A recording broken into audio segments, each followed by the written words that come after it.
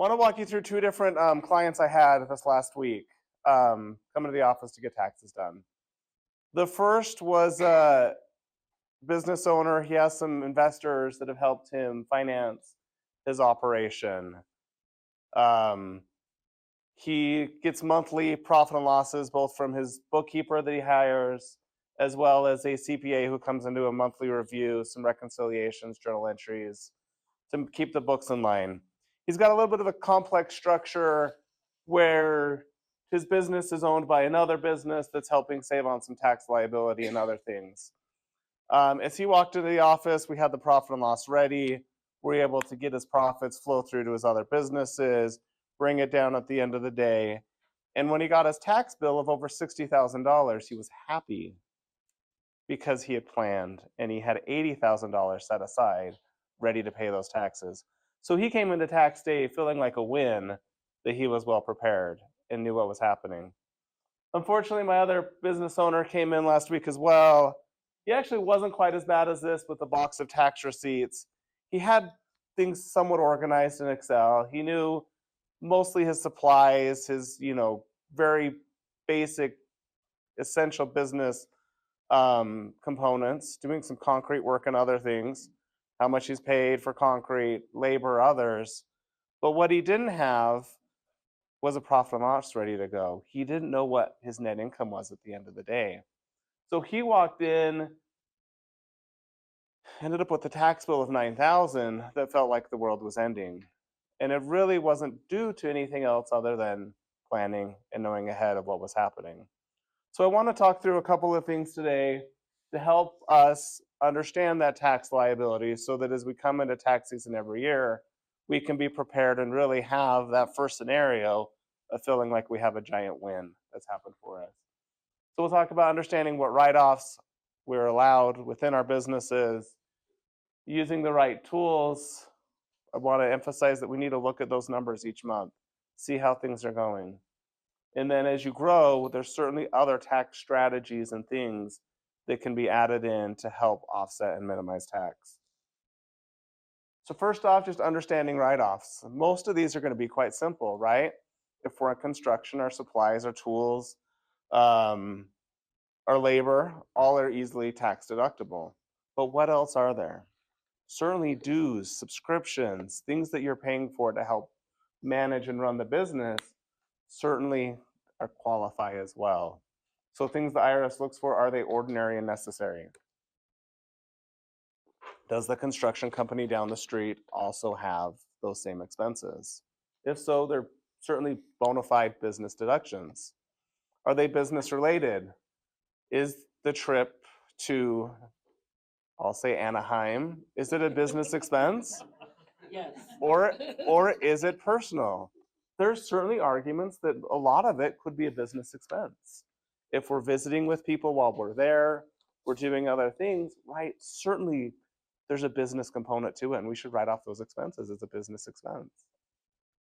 Lastly, properly documented. We've seen over the last few years the IRS is moving to bank statements, which is amazing, which means the few times that any of us ever do get audited, we can hand them bank statements, they're happy and they leave away.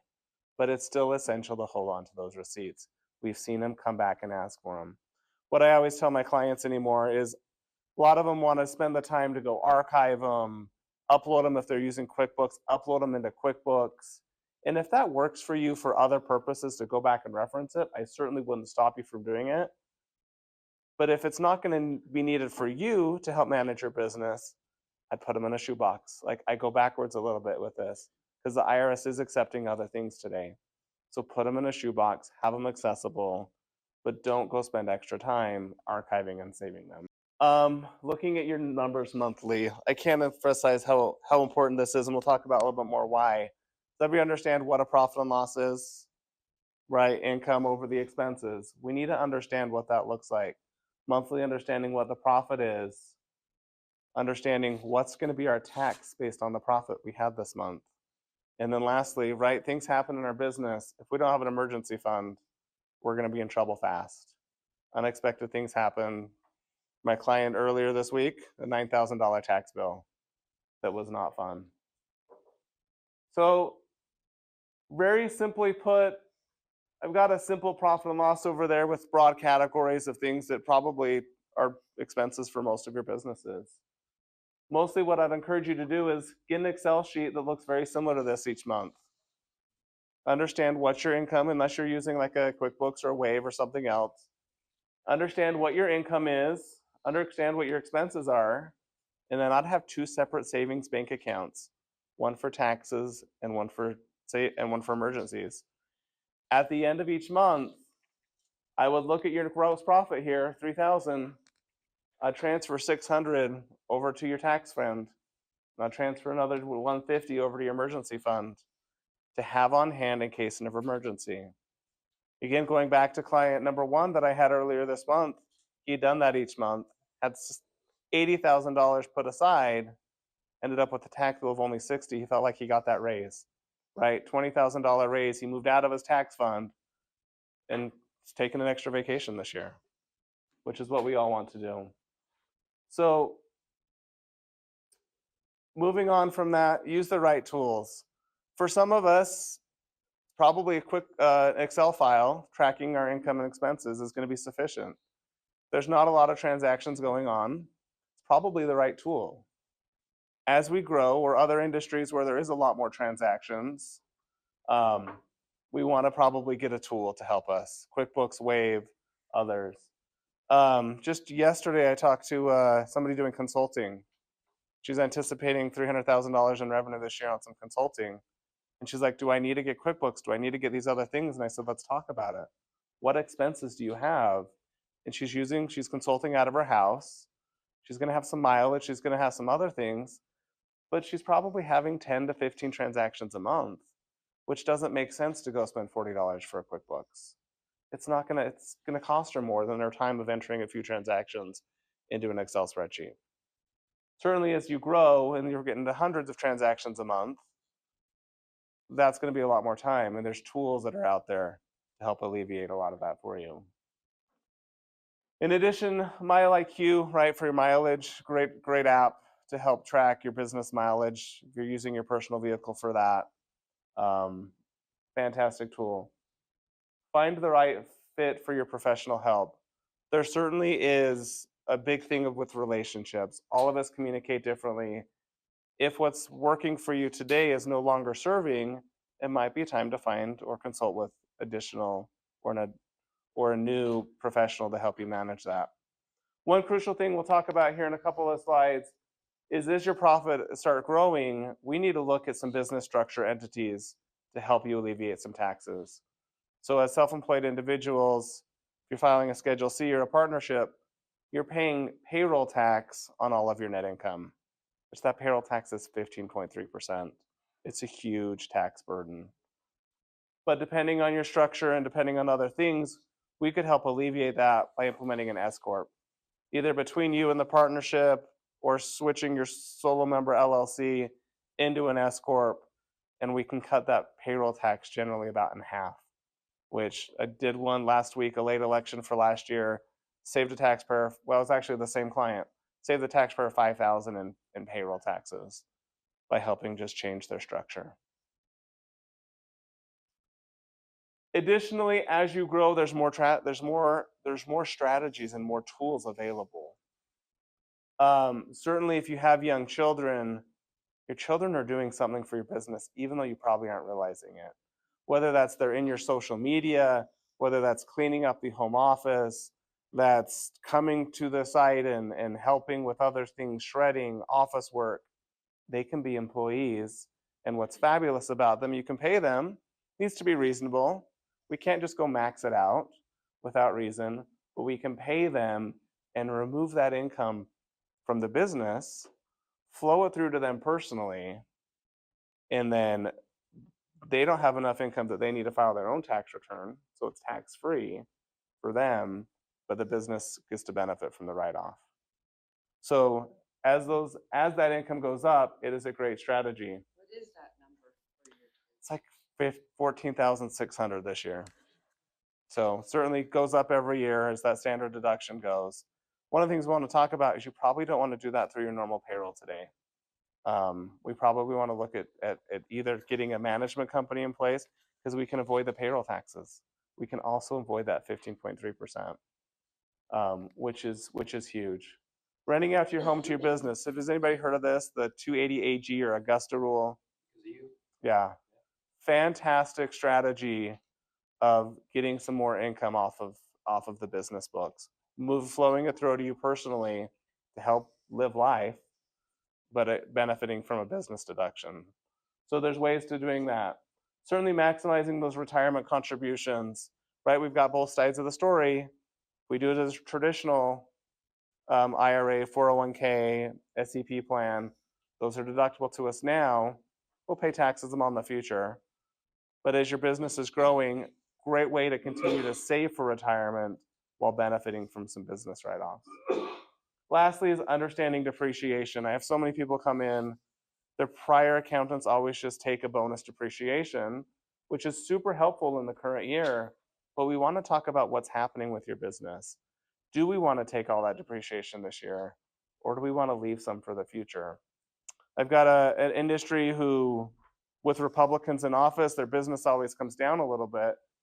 And so we were talking about his depreciation, and we decided that it was okay to take more depreciation this year because he's anticipating his income to come down for the next 4 years.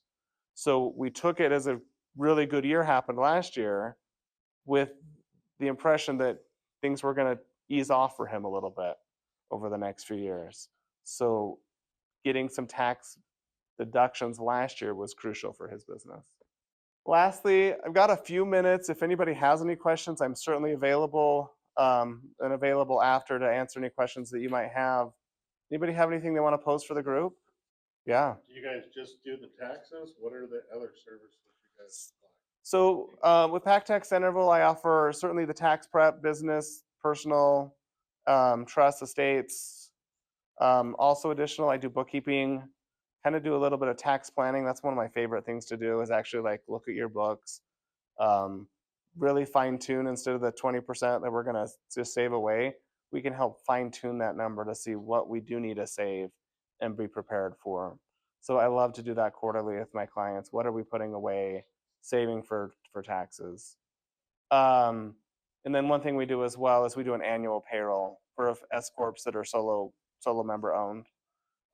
We help you kind of look at what net income was for the year and do a one-time payroll for that, as opposed to going with Augusta or something else where you don't know what the end of year is going to look like. So another key thing that helps. Dave? If I was considering a career in this or advising my children, right? How many hours a week do you spend now versus, let's say, September?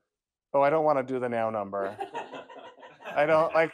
I was actually talking to another CPA yesterday, and he does it on his calendar every day, and I was like, that's too depressing. I don't want to know. But yeah, so we're working like mad for 3 months, but then the rest of the year, even with my bookkeeping and other things, I'm doing like 20 hours a week, which is fantastic to spend more time with family. Yeah. So, DOI due in 2 days, is it still a thing, or have they decided no, yes? It's still a thing. Right now, it's still a thing. Trump keeps saying he's going to remove it. It's not happened yet, but right now it's still a thing. It's due on Friday. But it's not due on Friday. For most of us guys, it's a 10-minute. Is that annual, or you just have to do it One once, time. Yeah. One time for One-time thing. Every else. Not yet. Like nothing official. Trump keeps saying it's going to happen, but like FinCEN has not released anything. So there's a FinCEN beneficial ownership report that Biden administration passed about 3 years ago. It kept getting delayed implementation. Finally was implemented for last year, and then immediately the court stopped it.